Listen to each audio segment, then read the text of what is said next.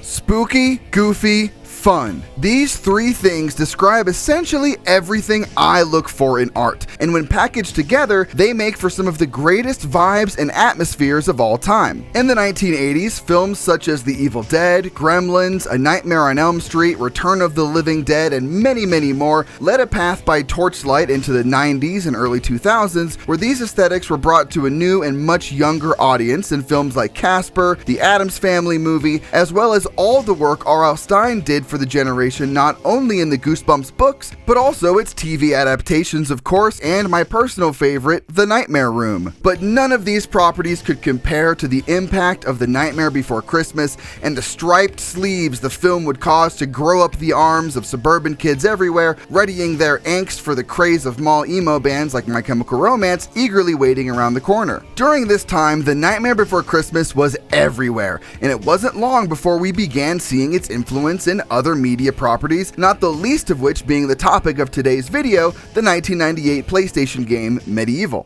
MediEvil was a first-party Sony title made by a team of roughly a dozen people and would sell just over 800,000 copies in its first year of release, which mathematically works out to being the exact number of copies required to make it a cult hit without necessarily being mainstream. And it's games from this category that make the PlayStation catalog so special and teeming with so much life.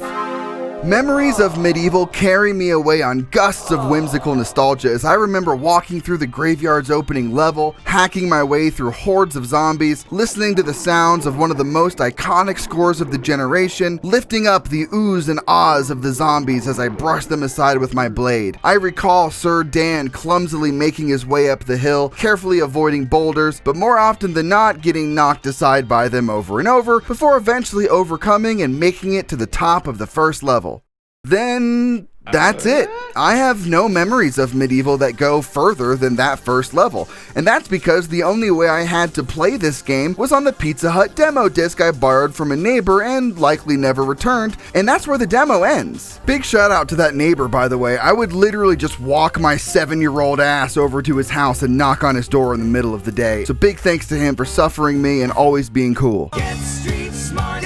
Today, this demo only takes me maybe 10 minutes or so to complete, but as a kid, not nearly as good at these games as I am today, this would take me an entire afternoon to muscle through, and muscle through I would. I played this thing over and over before eventually tiring of it and checking out the other games on the disc like Tomb Raider 3, Gran Turismo, Metal Gear Solid, and the worst level of Crash Bandicoot Warped. But jumping to current day, I'm not happy only having played the first level, so I am going to do my childhood self a service, put my nostalgia to the test, and go back and play the entire game from front to back. But before we get into that, we have to talk about the studio responsible for its creation. The only thing as synonymous with MediEvil as Sir Dan himself would be the game's producer and director Chris Sorrell, who prior to MediEvil had worked on a number of games in the late 80s and early 90s such as Dogs of War, Bad Company, and most interestingly to me, the video game adaptation of the British puppet series Spitting Image.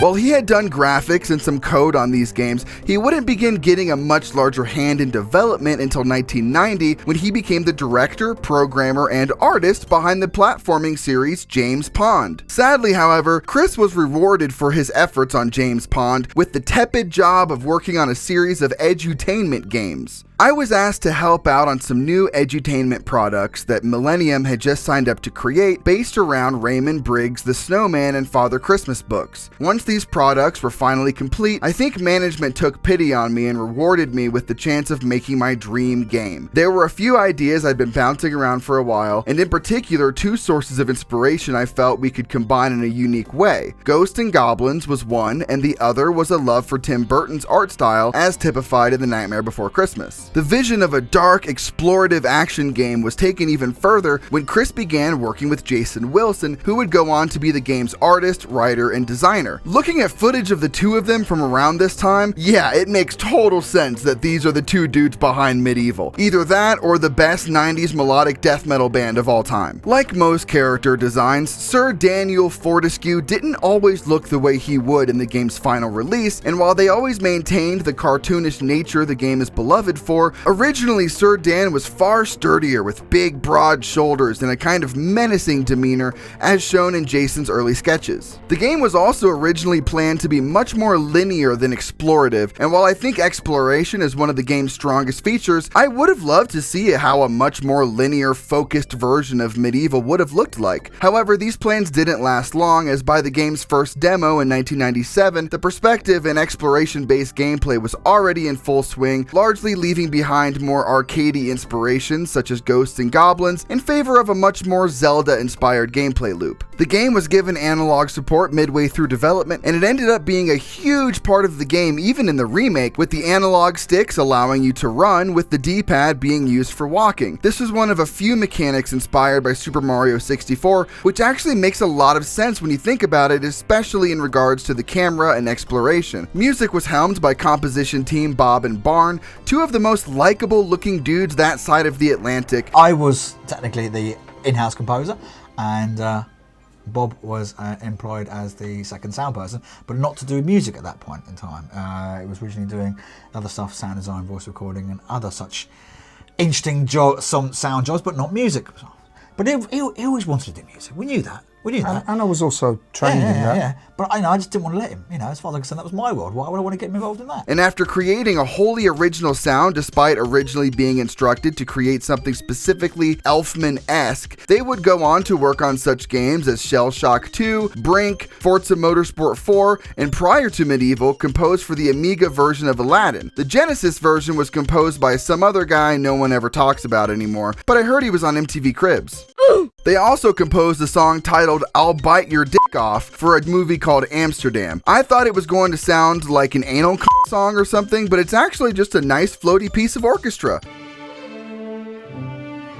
Should probably check that movie out. What I find most interesting about the game's development was how MediEvil went from being a game made by Millennium Interactive to eventually shipping as a first-party Sony exclusive. Although we knew we wanted to make a console game, there was no certainty of which platform it would be on. For a while, we thought we might be signing up with Sega. We even started work on the Saturn, but it wasn't until about 10 months in when we met with Sony. Fate smiled on us, and we had our dream opportunity of building the game from scratch as a PlayStation exclusive. But the full story behind exactly how this happened is the real sauce in pulling this whole story together. We were working very closely with Sony at a time when the portion of the Millennium team that had developed CyberLife, an AI technology that was first used in the PC title Creatures, was rather more concerned with developing that technology than in developing regular games. They were looking to sell the traditional games division. We reached a point where it was looking quite possible that we might be sold to a company that many of us thought would be a really bad partner.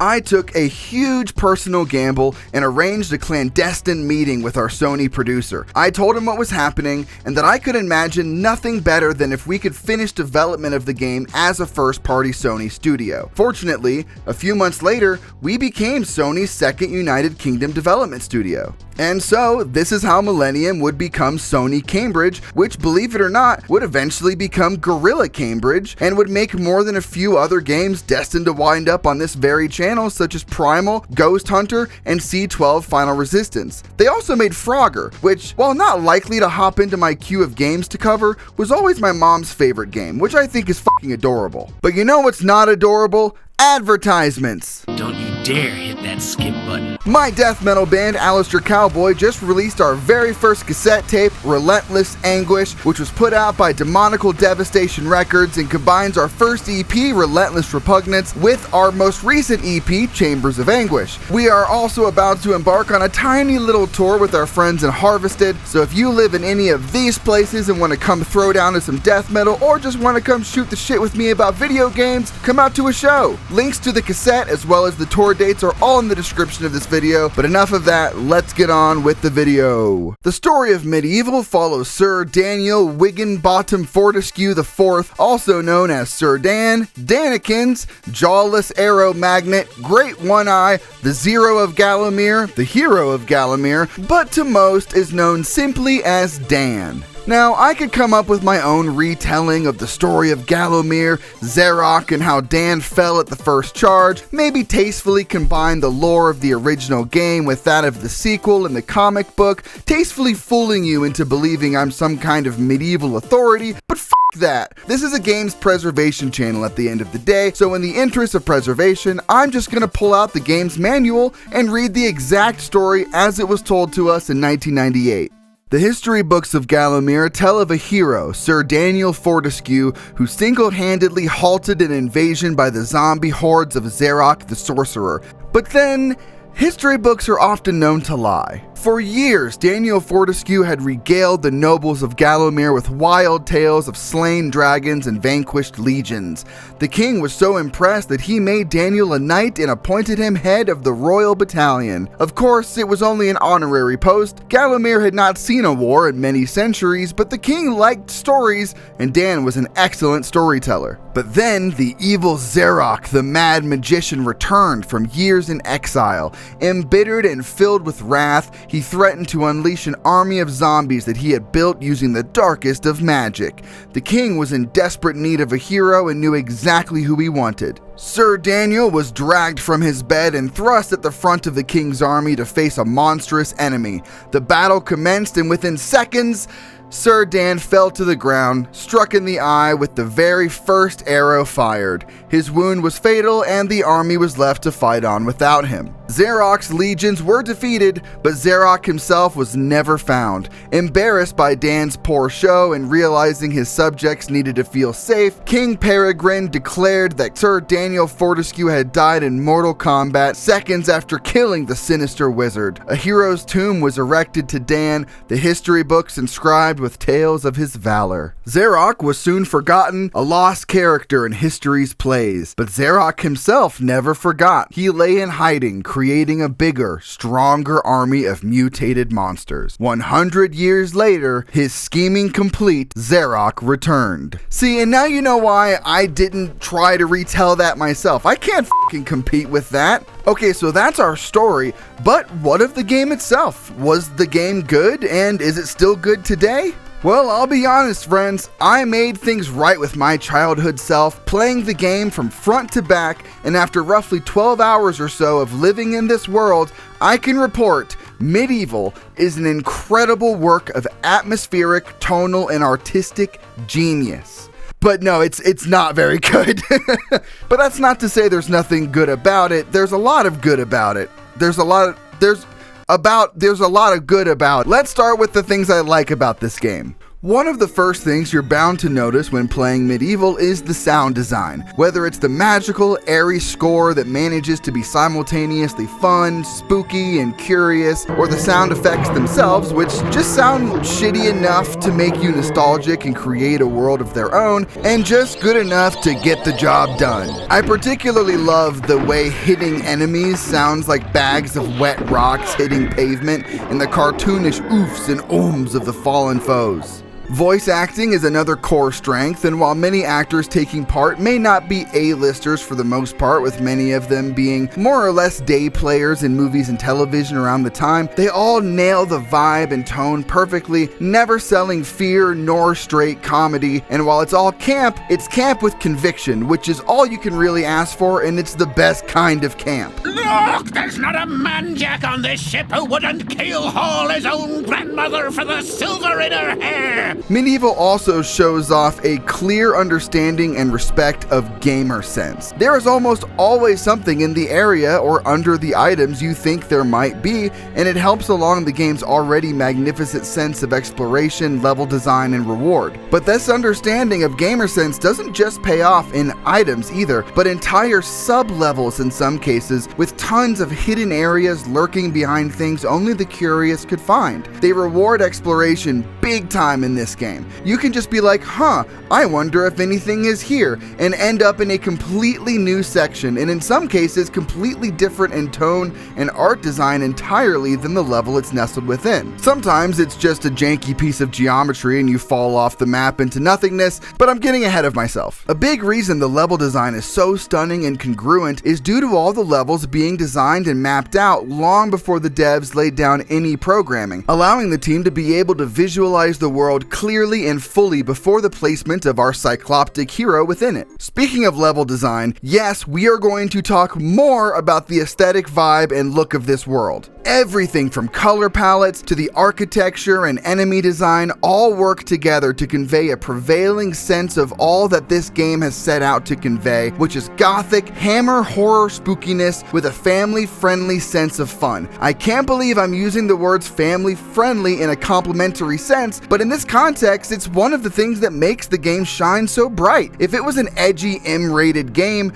I worry it would lose this game's goosebumpy fun, which is central to its core identity. Compare MediEvil, for instance, to Nightmare Creatures, a game with similar enemies and architecture where you also traverse graveyards, also in spooky England, which was released just a year prior, also for the PlayStation. I love Nightmare Creatures, don't get me wrong, I really love this game, and it emits a vibe I can live in forever and ever, but the fun of its vibe is one the player has to kind of bring with them. It's much more subjective. Like, to some people it would be scary, to some it would be gory, to some it would be hard and violent, and to some it would be fun, specifically people like me who are predisposed to this kind of thing and have a working understanding of what about it is charming and fun. But you don't need none of that shit for MediEvil. Just one look at Dan's toothy gormlessness and you know this game is gonna be fun as hell. Okay, at least fun in spirit, because the majority of my time with MediEvil felt like the hot and cold tug of war of a toxic relationship. One moment I'm happy, believing this game could never do me wrong, and the next, it was f***ing my best friend, slipping rat poison into my coffee and convincing me it was my fault. So now let's discuss what that back and forth hot and cold feels like. The bosses are terrible, but the ideas are neat and the boss arenas are pretty cool. There aren't any checkpoints, so you can spend upwards of half an hour in a level, then have to do the entire level over again because you fell off a ledge one too many times, or God forbid tried to use the block button while moving because for some godforsaken reason, the block button is also the sprint button. But look, chickens, haha, you can lead them around places. That's kind of cute. How fun would it be if we did a thing where we made Dan have to chase the chickens around until they ate enough bird feed from one of the multitude of piles of bird feed in order to drop a drawbridge? That would be fun, wouldn't it?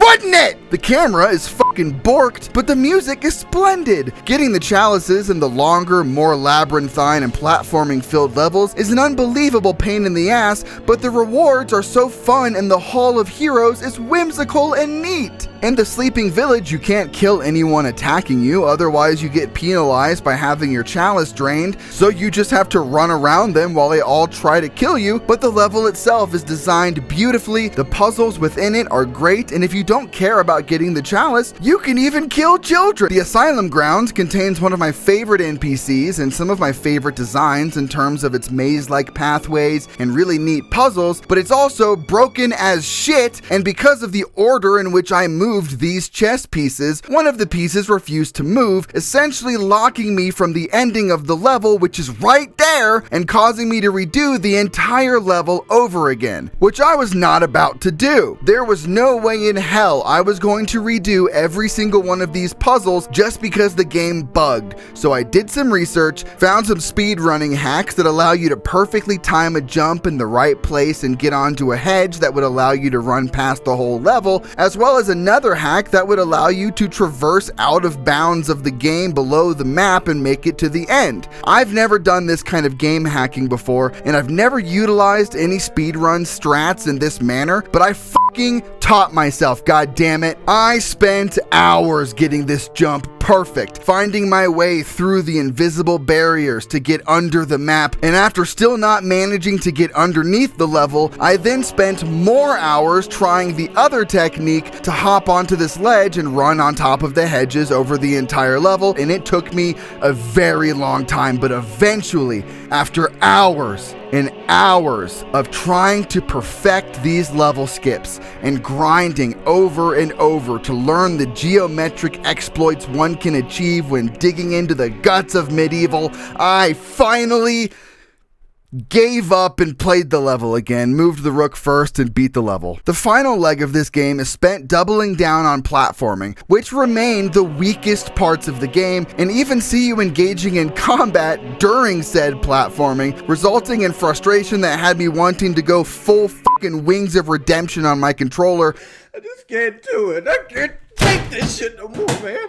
But they're some of the most thematically, conceptually, and aesthetically interesting levels in the game. The ghost ship level is fucking horrendous. The boss fight throws a ton of respawning enemies at you while you try to shoot the boss with a cannon that feels like a complete gamble as to whether or not you'll actually land a hit, and you'd think you'd be able to light the cannon with your new badass fire breath, but no, it doesn't work for some reason, and you have to light the club on fire every time, make sure to not accidentally walk into the fire yourself and take damage, then light the cannon, and look, the enemies are back! But you're on a fucking pirate ship fighting pirate enemies that make funny pirate noises like... And who doesn't love that? Who doesn't want to do that? I just want to love you. Why won't you let me love you? Okay, there's one more thing I want to touch on briefly about MediEvil that particularly tickled me, which is how many coincidental connections the game has to Dark Souls. And while I don't believe these things have any direct inspiration to Dark Souls, and I haven't read anything that confirms that MediEvil has any kind of influence on Miyazaki and his work, there are too many similarities and incredibly specific coinciding ideas to ignore, and I feel like I need to bring them up because I haven't seen many other people mention them, and I feel like an insane person. But I'm not talking about obvious stuff, like I'm in a dark fantasy game playing an undead soldier carrying swords and crossbows to defeat undead and bosses and stuff. That's way too broad to connect, but how about a level called Crystal Caves where the ground is transparent, much like the Dark Souls level of the same name? Or a bird that carries you away from a highly interconnected map to a level that is not connected to the same map. Swamp sections and awful jump mechanics that make you want to find a new hobby. A wearable item that turns you into a fucking dragon! I have found no concrete evidence to connect these games, and it's most likely that they are both just from similar influences and it's mostly just coincidence, but as a giant Souls nerd, I couldn't in good conscience not bring this stuff up. MediEvil is a game I want more than anything to love, and I'm deeply envious of those who are able to love it despite its flaws. Like, people speedrun this game. How cool is that, right? But for me, sadly, MediEvil is a game I enjoy remembering, discussing, and looking at much more than I actually enjoy playing it. There have been a couple remakes of this game, but the best of which would be the 2019 version, and it's definitely the version I would recommend to new players. It feels overall better to play, and it looks stunning, even retaining the majority of the original game's voice acting, and while the remake did manage to carry forward everything that made the original so great, sadly, it was a kind of warts and all experience and also carried with it much of what made it not so great. The developers of the remake, I mean, they're kind of in a damned if you do, damned if you don't situation in my opinion. You don't want to change so much that you upset people by removing important aspects, designs, and ideas, but by keeping it so close to the original, you end up reminding everyone of how tragically flawed and frustrating the original game could be at times.